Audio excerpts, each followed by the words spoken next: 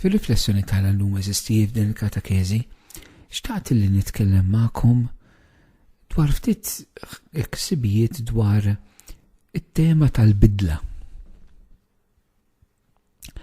Ir-raġuni eżisti waħda sempliċi u profondi illi Ġesu l-inna sejħinna sabiex nimxu warajh bħala nsara. U bħala disċipli tiegħu, l-ewwel ħaġa li fil-Vanġelu Ġesu jitlob minna hija propju li nikkonvertu. L-indiema u l-bidla tal-mentalità tagħna, dik li bil-Grek ngħidula l-metanoia. Ġesu meta ħareġ Ċiprit qal indmu u emnu fil-bxara tajba. Dan huwa fil-qalba tal-messaġġ ta' Ġesu fil-bidu tal-predikazzjoni tiegħu. U ħafna importanti jeżisti li mal-medda ta' snin li għaddu minn fuqna bħala nsara, bħala disċipli tal-mulej, u nagħmel enfasi bħala disċipli tiegħu. Aħna qegħdin nimxu wara Ġesu biex inħalluh jibdilna, biex nagħmlu esperjenza ta' bidla. Il-bidla eżisti li Ġesu qed jitlob minna għandha dinamika partikolari ħafna. L-ewwel ħaġa hija bidla f'kuntest ta' dixxipulat. Hija bidla isseħħ f'kuntest ta' relazzjoni jew kelma oħra mixja wara Ġesu. F'kuntest ta' relazzjoni mal-mulej. Ġesu ma jidħolx fil-ħajja tagħna eżistijej biex iħalli l-ħajja tagħna kif inhi u jagħmilha ftit irtokki. Meta Ġesu jidħol fil-ħajja tal-bniedem, meta l-bniedem jiltaqa' ma'Alla fil-verità, Alla jġib bidla fil-ħajja tagħna eżistijej. Ma jistax ikun li aħna nintaqgħu ma' Ġesu u nibqgħu l-istess. Fil-kelma tal-Alla ħadd ma ltaqa' mal-mulej bis-serjetà fis-sens li aċċettah f'ħajtu u baqa' l-istess. Ma tbidlux dawk li ma aċċettawx. Nintaqgħu miegħu fiżikament imma ma aċċettawx f'ħajjithom, dawk ma tbidlux. U allura aħna rrid noqogħdu anke ħafna attenti li għax aħna wkoll jista' jkollna din it-tip ta' laqgħa ta' Ġesu. Bħalma ċerti lud, ċerti Fariżej, il-Ġesu kellmuh, il-Ġesu ltaqgħu miegħu. Però ma tbidlux, anzi jekk ma mmarru xahar wara li taqgħu miegħu għax websu rashom iktar. Aħna nsaqsu nafustek aħna wkoll qed nagħmlu din it-tip ta' laqgħa ma' Ġesu. Li aħna nisimu l-kelma tal-Alla, mmorru l-qudies, nitolbu, ngħidu rużarju, imorru prayer meeting, imorru laqgħa ta' talb qegħdin f'komunità, imma qegħdin nitbidlu jew din nwebsu rasna aktar.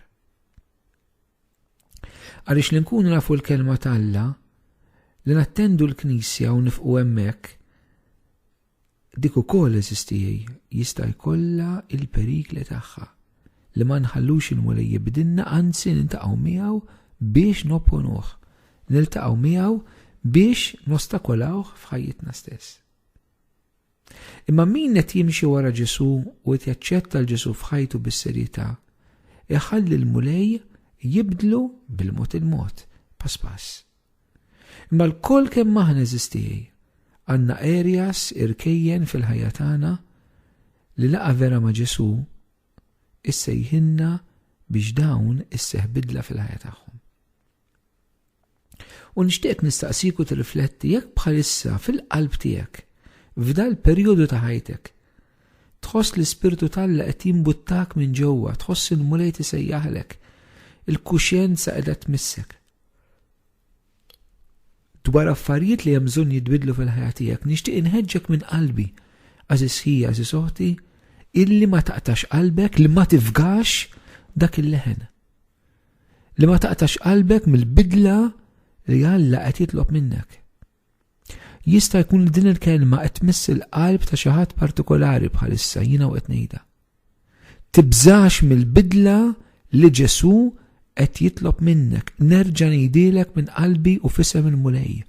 Tibżax mill-bidla li Ġesu qed jitlob minnek. Ħafna drabi meta l-mulej jitlob bidla fil-ħajja tagħna, jibdew telgħin il-biżgħat. Xi drabi jkunu beżgħat seri, beżgħat reali.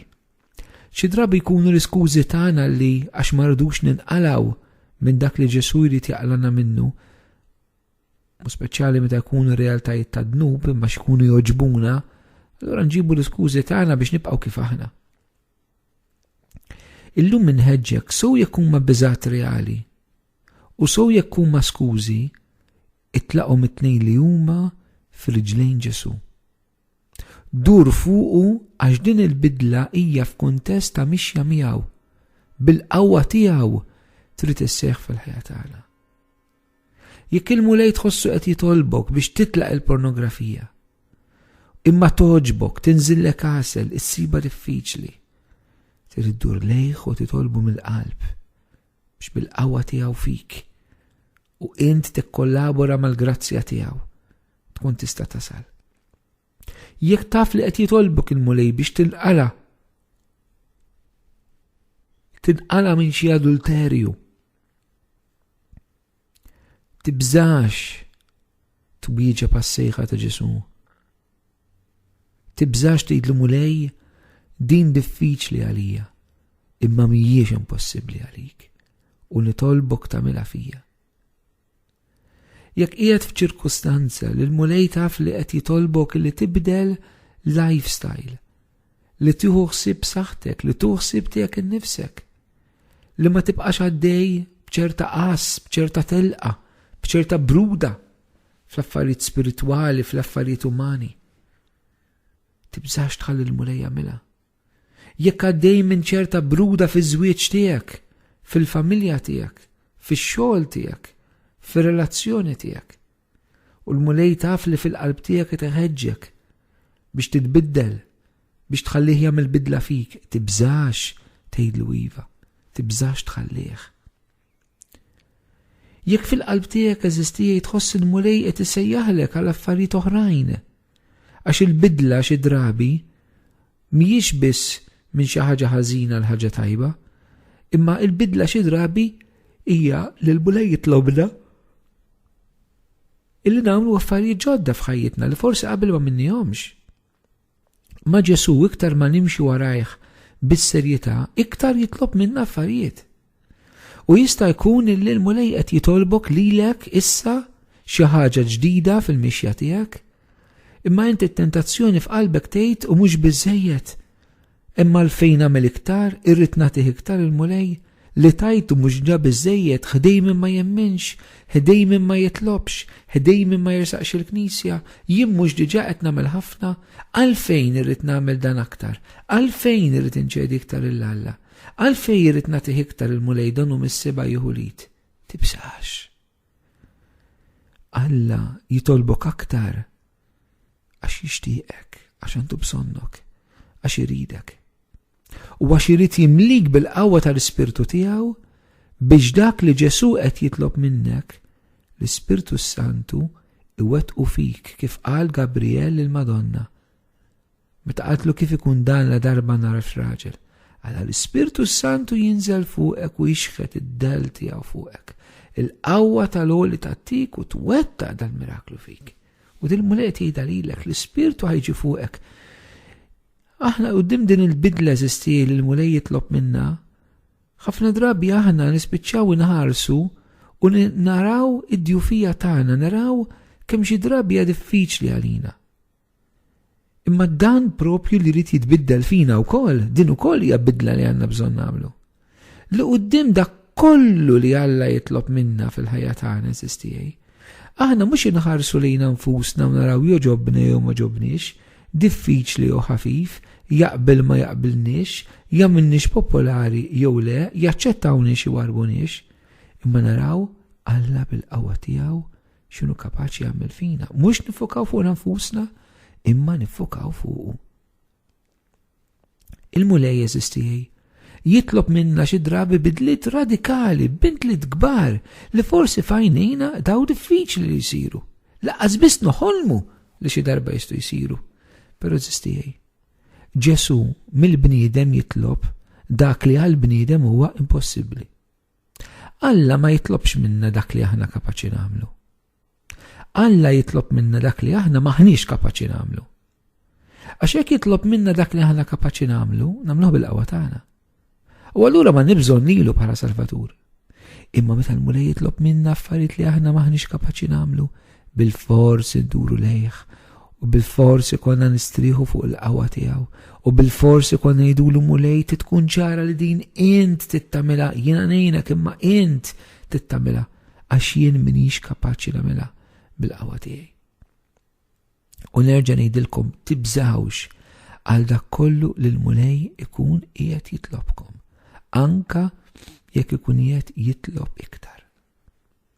Meta Ġesu jitlob minna bidliet eżistijaj, sow midnub u sow meta jibdilna minn glorja għal glorja kif jgħid San Pawl fil-Korintin.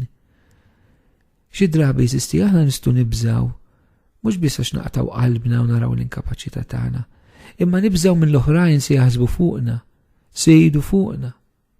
Nibżaw li issa fajnihom nidru boloħ, nidru fissati, nidru brainwashed, nidru ma nafxiex.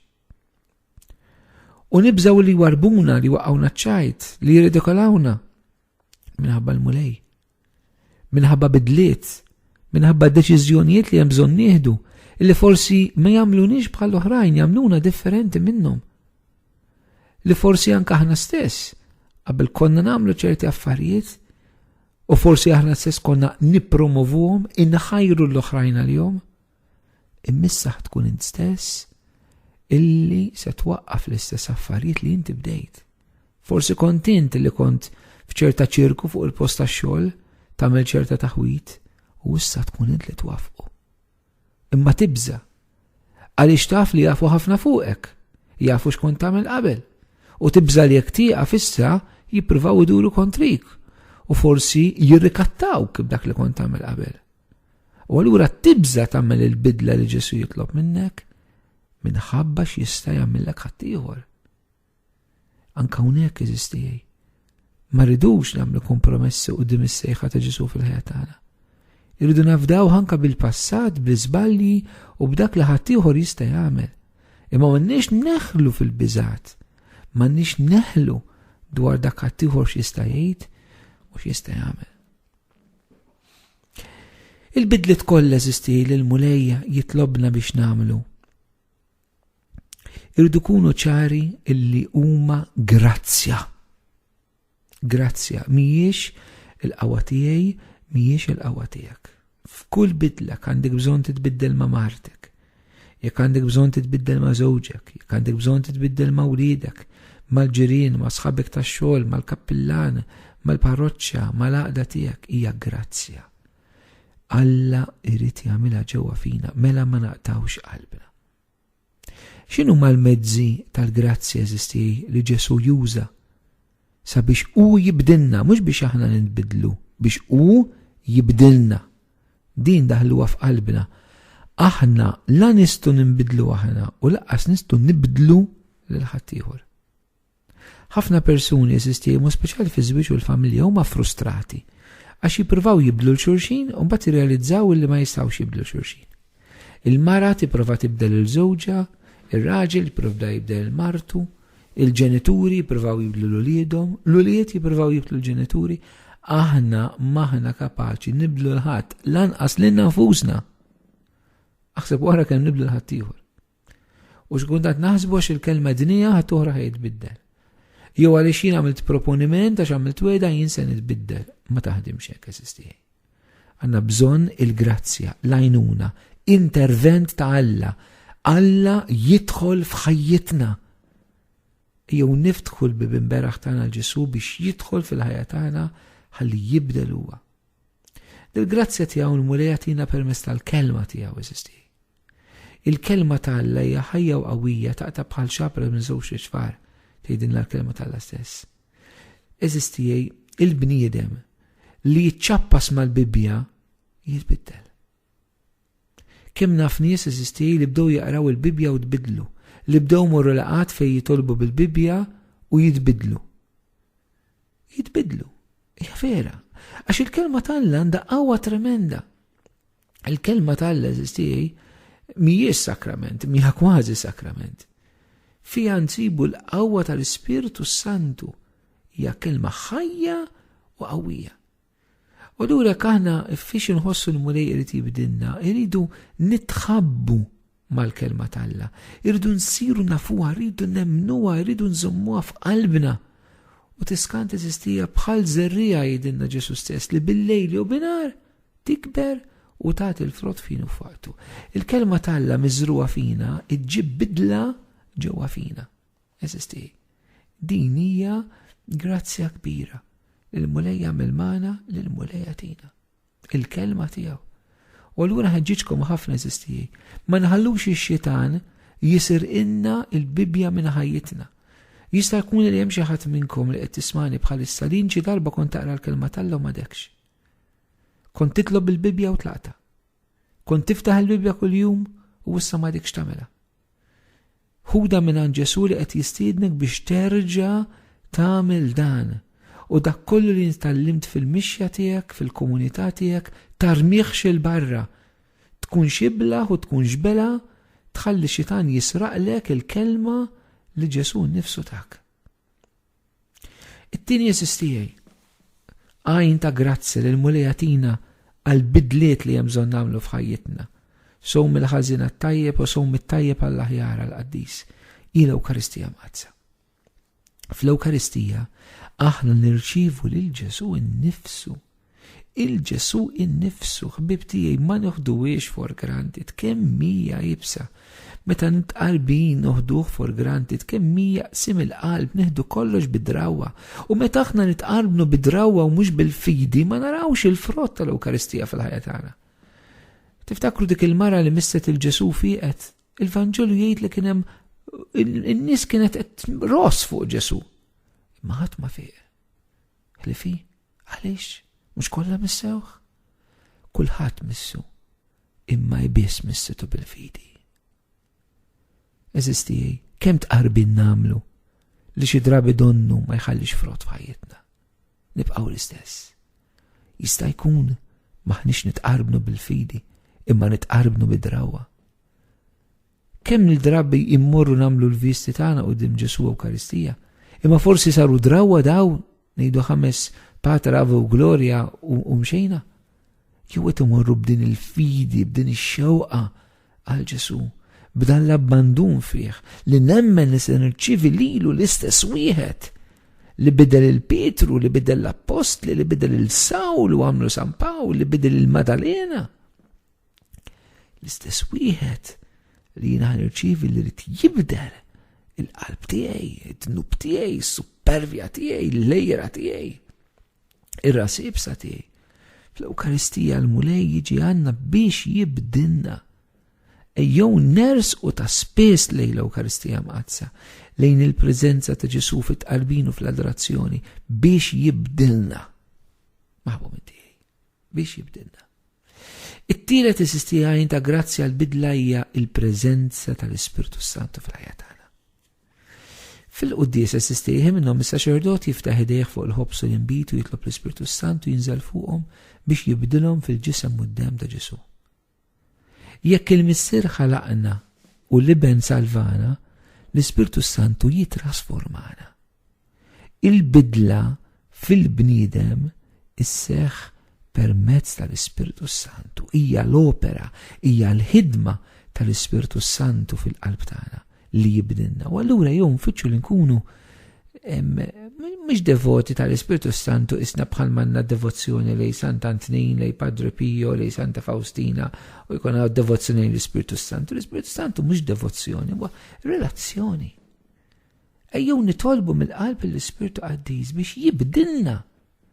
Aħna eżisti l-Alla nitolbu ħafna grazzi ta' fejqan u grazzi tal-bżonniet materjali tagħna u hemm xejn ħażin. Però nitolbuh li jibdilna, nitolbuh li nikkonvertu, nitolbuh li l-Ispirtu Santu jiġi fuqna mhux biss biex jagħtina xi don, xi karizma biex ifejjaqna, imma biex jibdilna, jitrasformana, jibdel ir-rasibsa tiegħi, jibdel is-supervja tiegħi ħalli ngħid iva lill-Alla fil-ħajja tiegħi għal dak li qed jitlob minni. U dan hija bil-qawwa tal-Ispirtu li seħġewa fina eżistijaj.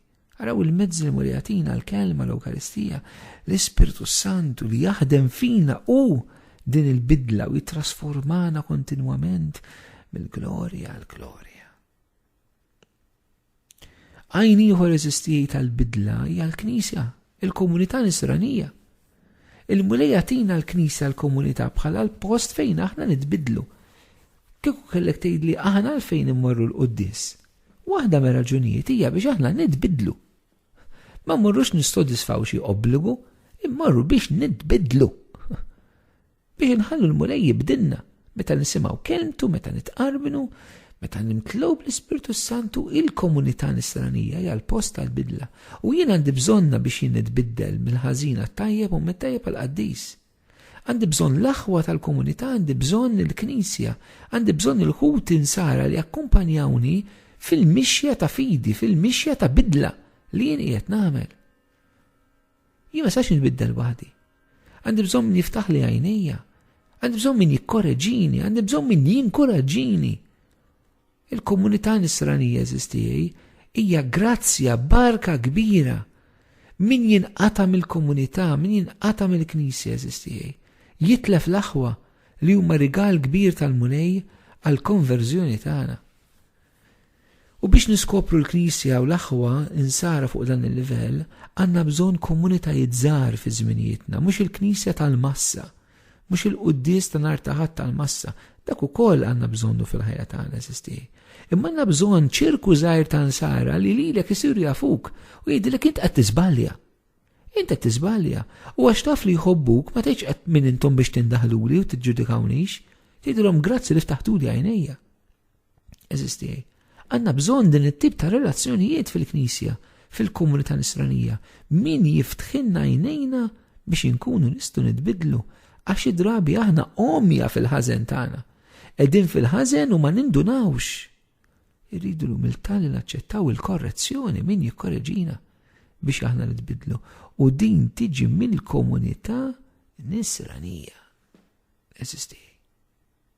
Imbagħad l-aħħar ħaġa l-ħames ħaġa li għandna bżonn għall-bidla fil-ħajja tagħna mela rajna bżonn tal-kelma tal-Alla, bżonn tal-Ewkaristija, il-qawwa tal-Ispiritu Santu, il-komunità nisranija u l-ħames ħaġa għandna bżonn naħdmu fuqna nfusna. Dawn huma il-ħames affarijiet li għandna bżonn biex nitbidlu. Il-ħames waħda li naħdem fuqi innifsi. Eżisti Ġesu ma jagħmilx magics. Ma jidħolx ġewwa fina biex jibdilna mingħajrna u aħna ma nagħmlu xejn u jagħmel kollox hu. Alla jaħdem id fit magħna jgħidilna San Pawl fl-Ittra tiegħu ir-Rumani. Il-mulej jaħdem id fit magħna miegħi u miegħek. Jaħdem magħna ħbieb. U din għandna bżonn realizzawa Alla jaħdem magħna. Ma nistgħux nidħlu l-affarijiet fuq Alla u aħna ma nagħmlux il-parti tagħna eżisti biex nitbidlu. Pereżempju aħna fil-qrar ngħidu fl-tal-indima naħrab dak kollu li dar waqgħani fid-dnub, mela mhux biżżejjed nitlob il-mulej il-qawwa tiegħu biex jiena nagħleb id-dnub, irid naħrab, irid nagħmel parti tiegħi. Irid ngħid le għal għan-nifsi, irid immut għal għan-nifsi, irid ngħid le għall-ħażen ta' ġewwa fija. Irid nibki jekk hemm bżonn. Irrid ninfena jekk hemm bżonn, irrid nitkisser jekk hemm bżonn biex ma nagħmilx il-ħażen. Ma nistgħux nintelqu noħduha easy quddiem il-ħażen ta' ġewwa fina. Biex nitbidlu rridu nħallsu prezz fil-ħajja tagħna. Imma aħna komdi rridu nibqgħu kif aħna, ostinati, supervi fid-dnub tagħna, fiċ-ċirkustanzi tagħna. Meta l-mulej fl-imħabba u l-ħnina tiegħu irid jisir inna qalbna biex jibdilna imma rridu nikkolaboraw miegħu. Ftakru eżisti mela daw il-5 ejjun ta' grazzja, il-5 affarijiet li għandna bżonn fil-bidla tagħna, fil-konverżjoni tagħna. Il-kelma tal-Alla, l-ewwel ħaġa, it-tieni ħaġa l-Ewkaristija, it-tielet il-qawwa tal-Ispiritu Santu, ir-raba' komunità ta' nsara li jikkoreġuna u jissapportjawna u jgħinuna u jinkoraġġuna, u l-ħames li nagħmlu l-parti tagħna, mutu għalina infusna. Hija l-eżistijaj. Inħallu l-Ġesu jidħol f'ħajjitna jibdilna biex mill-midinbin jagħmilna qattisin. Din hija żbuħija li Alla irid joħloq fik. Meta Alla jitlob bidla minnek, tgħid f'xi dwejjaq se nitlef, qgħid wow, x'irid jagħmel fija u x'irid jagħmel bija l-mulej. Hija l-eżistijaj. Il-mewt issibna persuni li jagħmlu mixja ta' bidla u mhux persuni li waħlu fil-mixja tagħhom. f'dan l-ispirtu maħbubin tiegħi. Nixtieq anke mill-qalb illi inħeġġiġkom sabiex nitolbu anke għal xulxin. Nitolbu għal xulxin ħalli kull min beda din it-triq ma jaqtax qalbu u kull min għandu bżonn l-appoġġ tagħna nagħtulu. Ejjew nħossu il-bżonn, inħossu din is-sejħa li Alla qiegħed jagħtina għalina għal kull minu mammet, għal kunu parti mill-Knisja, għal kull minu dixxiplu tal-Mulej Ġesu.